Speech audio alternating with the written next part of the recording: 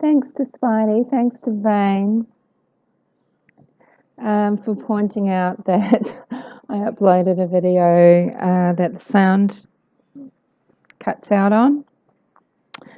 Vane can often be relied on to be first. In fact, Vane can often be relied on to be first, second, third, fourth, fifth, sixth, and seventh and eighth. No mean feat. Haha, ba-boom, but he is a Spidey. So, as I was saying, what does this sound like? Celebrate, believe, inspire. What does that sound like? Yeah, not ringing any bells for true crime people.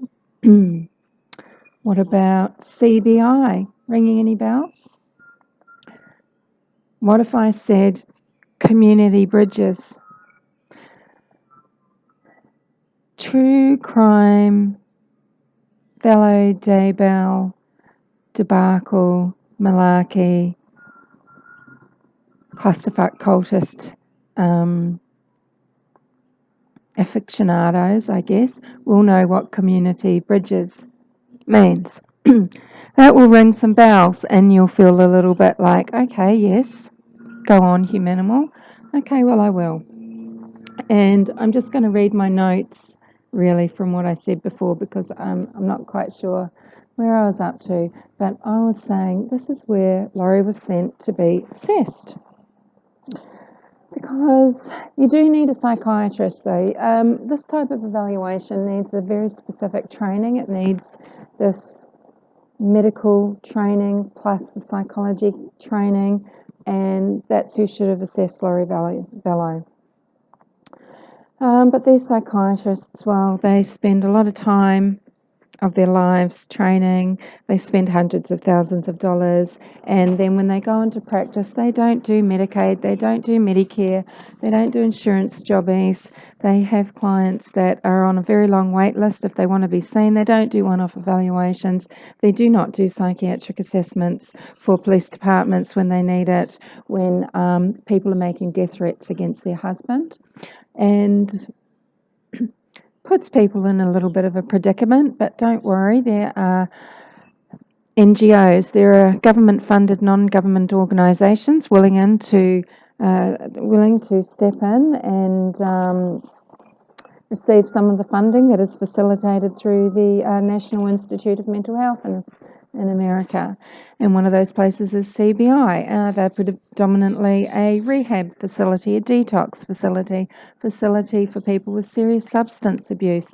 They do P&P work, so that means probation and parole. So this means that when someone is being put on probation, if they have drug issues, they are sent somewhere like CBI. They must do it as part of their probation, and they receive counselling, they receive AOD help, detox, rehab, whatever it is. Same with people on parole. They are not released unless they go and do some courses, see counsellors, etc., etc., etc. Many of the people, the counsellors there, to be hired, you have to have had an AOD problem yourself. There are a lot of nurses in these places, in these rehab places, or they're just sending people into hostels.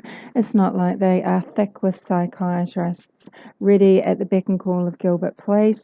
It's not like Gilbert Police have their own psychiatrists working for them either, and that might create its own type of bias. So, off Laurie sachets to celebrate, believe, inspire, and she certainly knows how to do those things, doesn't she? And I'm sure she was the shining goddess of scripture in there. Did they look at her history? Did they know the legal history with Joseph Ryan, the threats against his life, and the fact that he was dead? Did Charles Vallow get interviewed? Did JJ Vallow get interviewed? She was in and out in a few hours. Melanie Gibb, her bestest friend, waited outside, and Laurie passed with flying colours in her own words. So, what do you think? What do you think about, should it be like jury duty? Should these professionals be drawn at random and have to do some sort of work towards making these assessments? Did you know in America there's 60 counties without a psychiatrist? Now, Tucson, Arizona is not one place that is bereft of psychiatrists. There's plenty. The person who was working at Toole Street at the time, I believe, is a doctor who is more interested in molecular, cellular medicine than anything else. And funnily enough, he exchanged roles 1 year and 6 months ago. There's a new lady in there now. Could I find any other psychiatrists? I can find people that are being hired. They want to hire a master's degree psychologist at the moment, nurses. They're interested in peer support workers, as these places often are. I don't know if they really are thick with psychiatrists, and there's not many that will work for non-profit organisations for many reasons. Okay, so people like Gilbert Police don't have a lot of services at their disposal, not in quick time, and they begin to rely on places like CBI.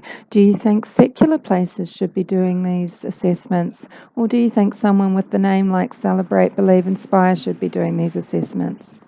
What do you think?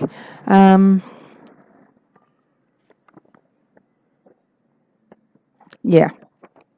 So also, people that are offering this sort of service to these sort of vulnerable people, do you think that they should always be answering their phone? Do you think that the phone should sometimes be engaged? That's not offering a warm line, is it? And that is failing in their duty of care that they're setting themselves up for. There's not a lot of profiles to find on LinkedIn, a lot of hidden ones. But yeah, it's interesting that William Adamus Rappaport, MD, permanently closed as offering a service through the Tucson, Arizona service that apparently would have assessed Laurie Vallow. They have moved at the moment, but yeah, in comes Amy Schwartz. Now, I don't know, we could ask her. But privacy and confidentiality, no one's going to tell us anyone. But we do know that the deaths of Joseph Ryan and Charles Vallow are being looked into now. They are being investigated. We know that nearly 20 doomsday cults are being investigated by the feds at the moment in America today. And I know they know how to look into these things. That's why I'm just having this casual chat about it. Because, we could email, at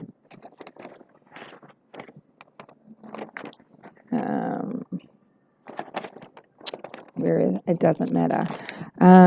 But we're not going to get an answer. But just as well, people are looking for answers now. They're looking in all the right places. They are looking into the death of Joseph Ryan and Charles Vallow.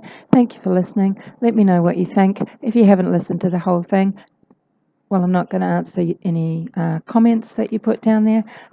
Thanks again to Spidey Vane. You are a little legend, and I'm just obviously a bit of a twit. You've got idiots, savants, and you've got genius twits. They do exist, and I think I might be one of them. See you later.